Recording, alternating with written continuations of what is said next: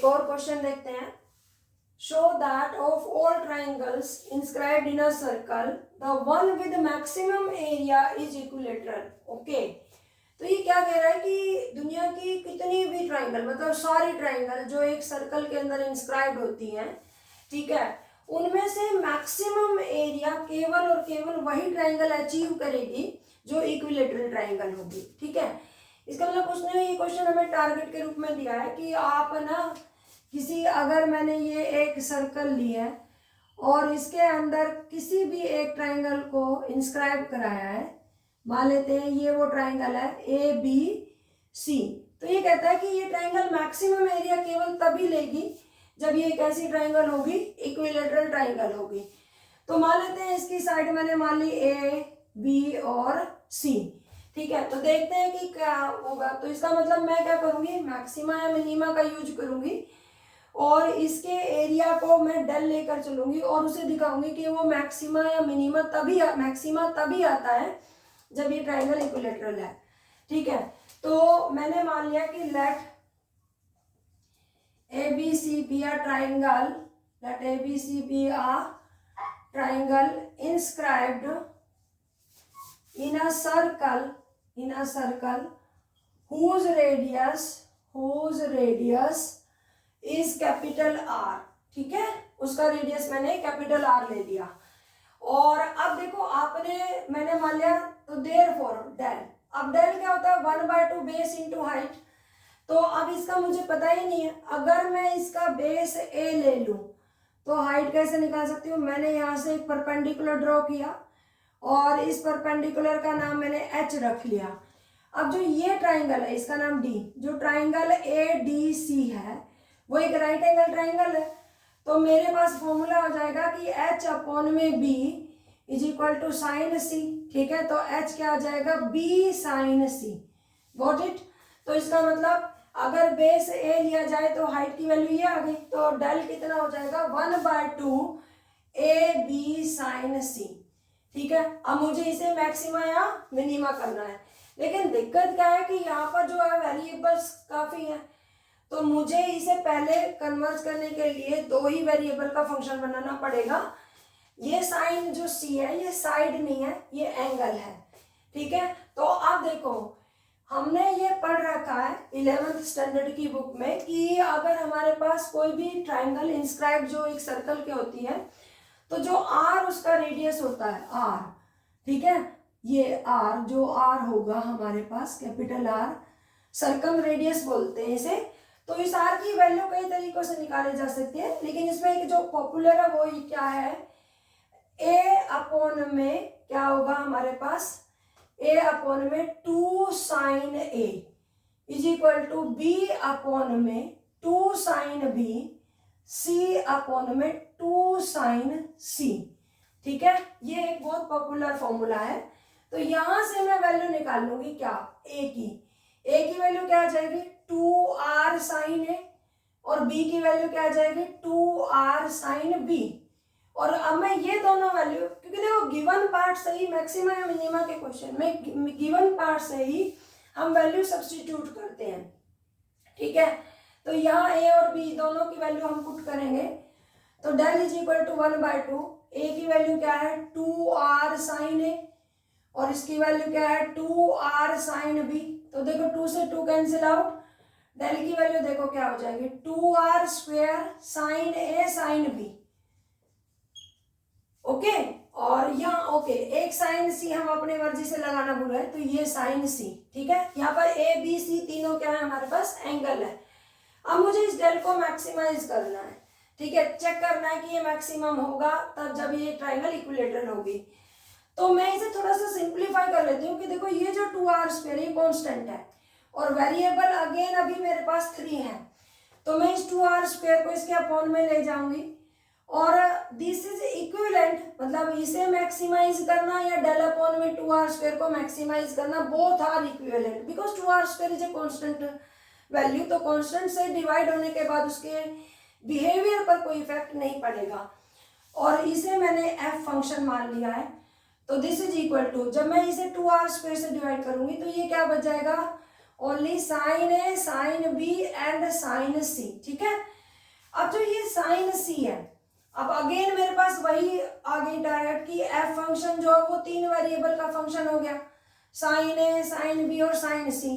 तो इसे कन्वर्ट करना कोई मुश्किल नहीं है। साइन सी को मैं क्या लिख सकती हूँ, पाई माइनस ए माइनस बी। तो साइन पाई माइनस थीटा क्या होता है, साइन थीटा, तो ये हो जाएगा ए प्लस बी, ठीक है। आपको पता है ना ट्राइंगल के एंगल का सम कितना होता है, 180 डिग्री। वहां से मैं सी को कन्वर्ट कर लूंगी। तो अब मेरा फाइनल आ गया है कि एफ फंक्शन जो है वो ए और बी 2 वेरिएबल का फंक्शन हो चुका है। और अब फिर से वही कंडीशन होल्ड करेंगे कि एफ ए निकालेंगे। एफ ए निकालेंगे तो देखो साइन बी तो कांस्टेंट रहेगा, तो इसको यहाँ लिख लेंगे आगे, और इसका डेरिवेटिव यू इंटू वी से कर देंगे। तो sine A as it is, और इसका derivative cos A plus B, और अब sine A plus B as it is, और साइन ए का डेरिवेटिव क्या आ जाएगा, कॉस ए। ये कौन सी आइडेंटिटी बन गई, sign A cos B plus cos A sine B. तो साइन ए प्लस बी का फॉर्मूला हो जाएगा ये, तो ये हो जाएगा साइन 2a प्लस बी। कुछ गड़बड़, देखो यहाँ पे क्या गड़बड़ हो गई है, sine A plus B as it is रहेगा, और साइन ए का डेरिवेटिव कॉस ए, ओके, ये आ गया। अब मैं एफ बी निकालूंगी, तो मैं उसके लिए एफर्ट्स नहीं करूंगी कि this function is symmetric. Her question में मैं आप लोगों को बता रही हूँ। तो यहाँ पर जहाँ बी है वहाँ ए कर देंगे, और जहाँ ए है वहाँ बी, और जहाँ बी है वहाँ ए। तो ये 2b प्लस ए, ये आ गया।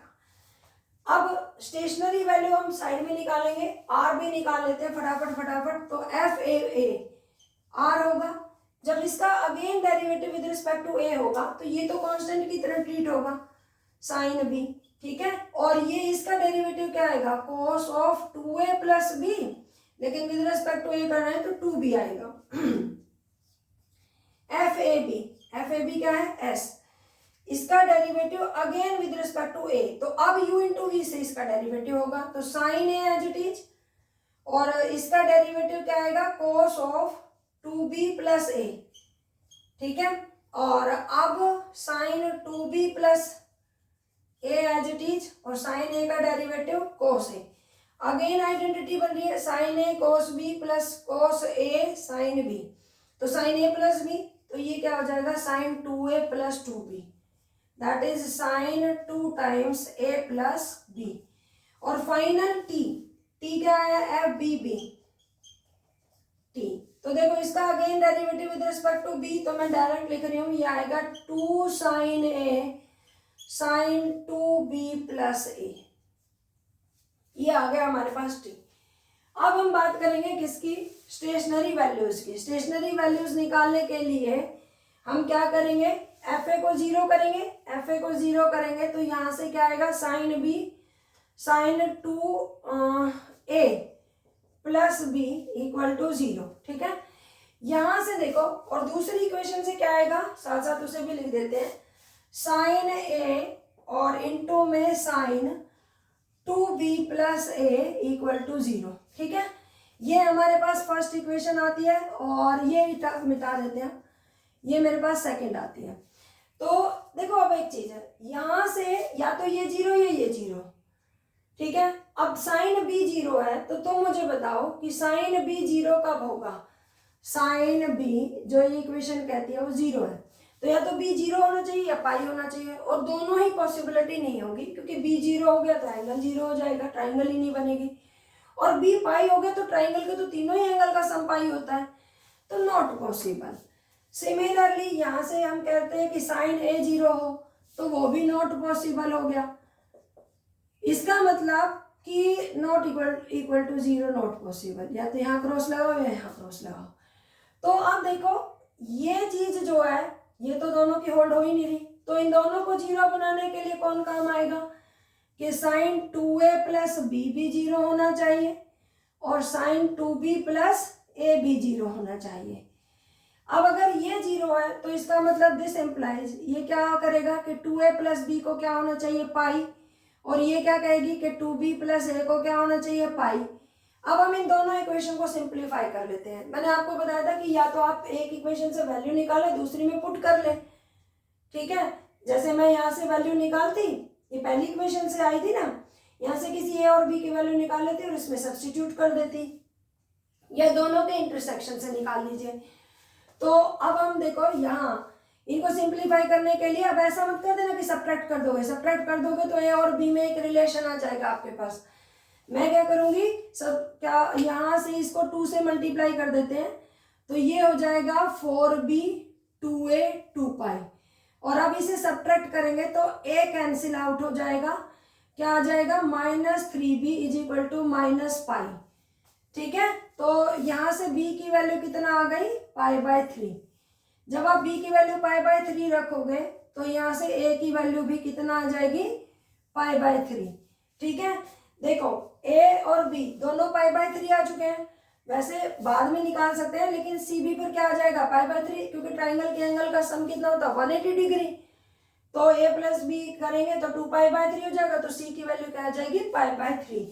एक चीज तो क्लियर है, जो पॉइंट्स आए हैं वो हमारे पास इक्विलेटरल ट्राइंगल को रिप्रेजेंट कर रहे हैं, क्योंकि तीनों ही एंगल 60 डिग्री के हैं, तो इसका मतलब ट्राइंगल कैसी होगी, इक्विलेटरल ट्राइंगल। लेकिन अब हमें देखना है कि ये मैक्सिमा होगा कि नहीं होगा, उसके लिए अब अपनी कंडीशन पर ध्यान देते हैं। आर क्या है FA, तो ये क्या है 2 sin b cos दिस, तो यहाँ पे देखो 2 sin π/3। ठीक है, मैंने b की वैल्यू रख दी और ये 2π/3 प्लस π/3 पाई हो गया। cos पाई क्या होता है -1 और ये π/3 होता है √3/2, तो -2 इंटू √3/2, 2 से कैंसिल आउट -√3 वैल्यू आ गई which is less than 0। S की वैल्यू निकलवाओ, एस ये है sine 2 times a plus B को ऐड करोगे π/3 प्लस π/3 तो क्या आ जाएगा 2π/3। साइन कितना हो गया 4π/3, इसे हम क्या लिख सकते हैं sine pi plus π/3। Third quadrant sine negative -√3/2। ठीक है, और टी की वैल्यू देखो, टी की वैल्यू भी -√3 आएगी जब आप इसे सिंप्लीफाई करेंगे, तो 2 इंटू साइन ए 2 साइन π/3 √3/2 इंटू में 2b प्लस ए, तो ये 2π/3 प्लस π/3 तो पाई आ जाएगा ना। तो साइन ये है क्या आया साइन नहीं कोस आना चाहिए था। एफ बी बी कराएंगे तो 2 देखो इसका साइन है और ये कोस आएगा कोस। ठीक है, तो यहाँ पर हम करेंगे तो ये क्या हो जाएगा कोस पाई 2π/3 प्लस कोस पाई क्या होता है -1, तो ये हो जाएगा -√3/3।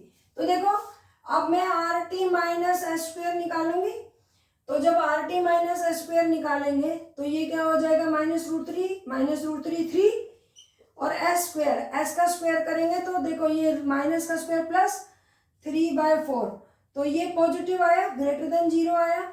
अगर ग्रेटर देन 0 आया तो RT minus s² greater than 0 है और r लेस देन 0 है, तो जो फंक्शन होता है वो किसकी कंडीशन है, ये मैक्सिमम की। दिस इम्प्लाई ये क्या इम्प्लाई करेगा कि जो f है f यानी कि डेल अपॉन में 2r² विल बी मैक्सिमम। ठीक है, इफ कब a equal to b equal to c equal to π/3, और इसका मतलब क्या कि डेल will be maximum. This implies क्या इम्प्लाई करेगा कि triangle is an equilateral triangle. तो आई होप बच्चों बिल्कुल क्लियर हो गया होगा। अब देखो मैक्सिमा या मिनिमा के मैं बहुत सारे क्वेश्चन आपको नॉर्मल मेथड से करा चुकी हूँ। ठीक है, लैग्रेंजेस मेथड भी होता है मल्टीप्लायर्स यूज करने के लिए, लेकिन लैग्रेंजेस मल्टीप्लायर्स यूज किया जाता है मोर देन मतलब है ना एटलीस्ट 2 वेरिएबल्स। तो एटलीस्ट 2 वेरिएबल्स का मतलब है 3 और एंड मोर वेरिएबल्स। अगर एक फंक्शन हमारे पास 3 या 3 से ज़्यादा वेरिएबल्स का है तो वहाँ पर हम लैग्रेंजेस यूज करते हैं। तो अब कुछ क्वेश्चन जो मैक्सिमम मिनिमा के हैं वो हम लैग्रेंजेस मल्टीप्लायर्स से भी सीखेंगे। आई होप वीडियो अच्छी लगी होगी आप लोगों को। Thank you.